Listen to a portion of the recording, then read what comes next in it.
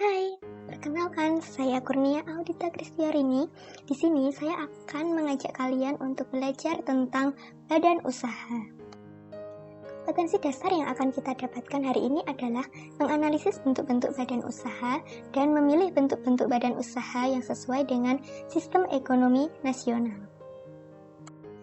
Untuk tujuan pembelajaran yang akan kita peroleh hari ini setelah mengikuti kegiatan pembelajarannya melalui pendekatan saintifik maupun model pembelajaran problem-based learning, peserta didik akan mampu memilih, menjelaskan, menentukan, menganalisis, menyimpulkan, serta mengkategorikan bentuk-bentuk badan usaha sesuai dengan sistem ekonomi nasional dengan penuh rasa tanggung jawab serta berintegritas. Oke, sebelum kita mulai saya berikan satu motivasi, yaitu practice make us right, repetition make us perfect. Oke, sekarang mari kita amati gambar yang ada di layar kalian. Di sini terdapat dua pesawat. Apakah perbedaan perusahaan dari kedua pesawat tersebut? Ya, di sini dua pesawat tersebut, yang pertama ada dari Lion Air dan yang kedua dari Garuda Indonesia. Lalu, perbedaan dari kedua pesawat tersebut, apa hubungannya dengan badan usaha? Mari kita lanjut kembali. Nah, apakah yang membedakan antara badan usaha dengan perusahaan? Di sini kita pelajari badan usaha adalah suatu organisasi usaha yang menggunakan faktor-faktor produksi dari perusahaan sebagai alat untuk mendapatkan keuntungan atau laba, atau bisa juga kita sebutkan dengan profit. Sedangkan perusahaan adalah alat yang menghasilkan atau menyediakan berbagai macam barang atau jasa yang dibutuhkan oleh konsumen. Nah, di sini saya akan menjelaskan juga ke depannya badan usaha yang ada di sekitar kita. Badan usaha yang pertama menurut kepemilikan modalnya, kita contohkan adalah BUMN atau Badan Usaha Milik Negara. Disebut milik negara karena modalnya berasal dari negara. Untuk contoh dari BUMN sendiri itu ada Perjang, Perum, dan juga Persero. Kereta api merupakan salah satu contoh dari Perjang. Namun, karena Perjang itu sifatnya dia adalah fokus kepada memberikan pelayanan masyarakat, sehingga saat ini Perjang sudah tidak ada lagi, maka kereta api berubah menjadi Persero. Kemudian berikutnya ada Perum atau perusahaan umum. Contoh dari Perum itu adalah Pegadaian. Kita sering melihatnya di sekitar kita ada Pegadaian. Nah, itu adalah merupakan salah satu contoh dari BUMN. Kemudian ada juga Persero. Contohnya adalah PT PLN. Di mana listrik yang kita gunakan saat ini itu sumbernya dari PT PLN. Berikutnya ada BUMD atau Badan Usaha Milik Daerah. Di sini modalnya berasal dari daerah. Untuk contohnya yang ada di sekitar kita yaitu ada PDAM, Perusahaan Daerah Air Minum. Ada juga Bank BPD DIY.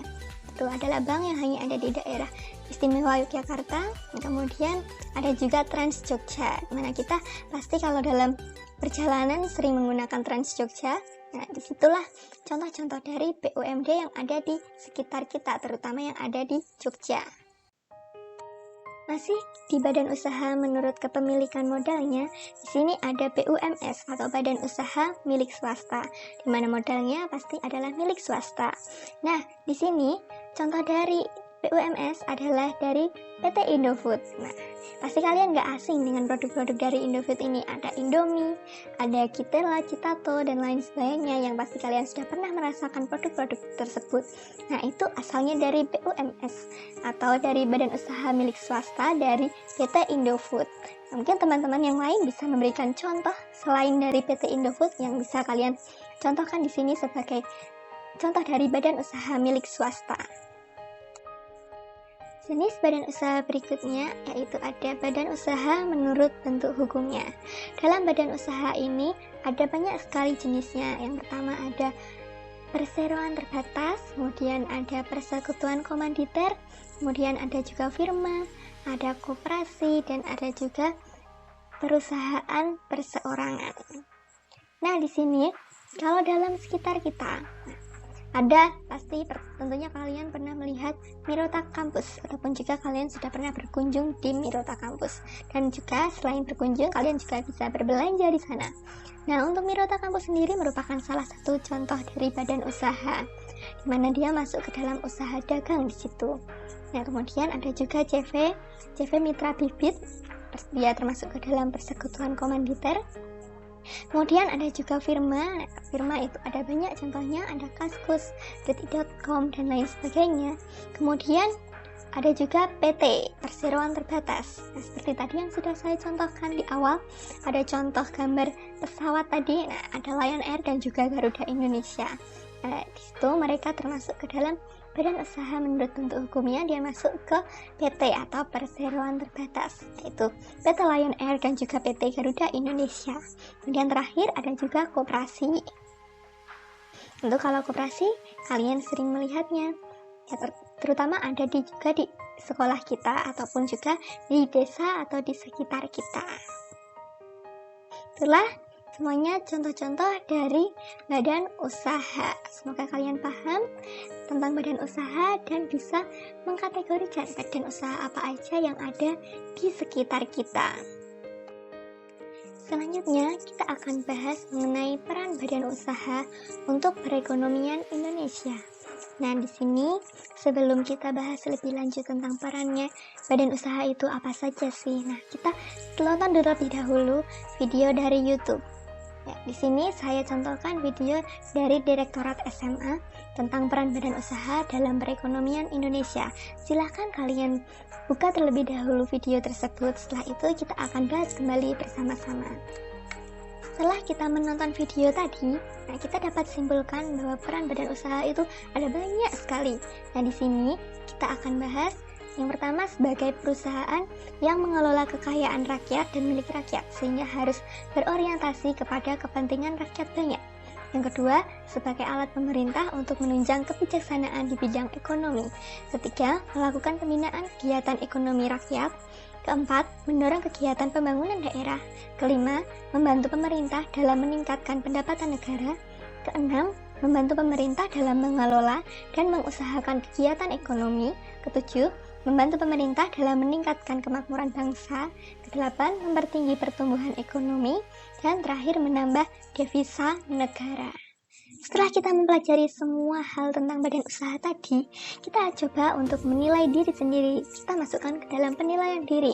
Dari pernyataan-pernyataan tersebut, kita cek apakah kita sudah mampu menguasai hal tersebut atau belum.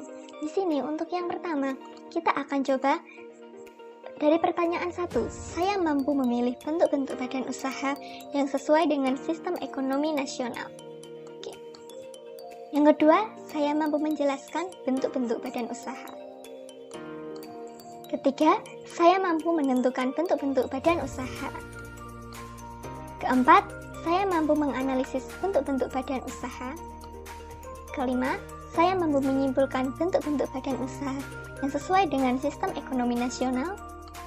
Kemudian yang terakhir, saya mampu mengkategorikan bentuk-bentuk badan usaha yang sesuai dengan sistem ekonomi nasional. Nah, setelah kita mampu memahami semua materi yang ada, saatnya kita masuk ke dalam problem and solution, di mana kita akan mencari permasalahan dan juga memberikan solusi dari suatu permasalahan tersebut. Saatnya kita berdiskusi. Nah, di sini ada kasus dari artikel kompas.com, di mana kasus tersebut terdapat deretan BUMN yang terlilit utang jumlah ada yang nyaris bangkrut. Nah, di sini kita lihat ternyata BUMN tidak berjalan dengan mulus. Terdapat banyak permasalahan di dalamnya. Nah, kalian bisa buka link tersebut, kalian baca isinya, kemudian diskusikanlah secara berkelompok. Dan jawablah pertanyaan berikut berdasarkan artikel yang sudah saya berikan. Yang pertama, apa saja bentuk badan usaha yang ada di Indonesia? Yang kedua, mengapa BUMN menjadi aset yang strategis bagi pemerintah untuk mensejahterakan masyarakat? Yang ketiga, bagaimana cara mengatasi permasalahan yang terjadi dalam artikel tersebut? Dan terakhir, buatlah kesimpulan dan saran.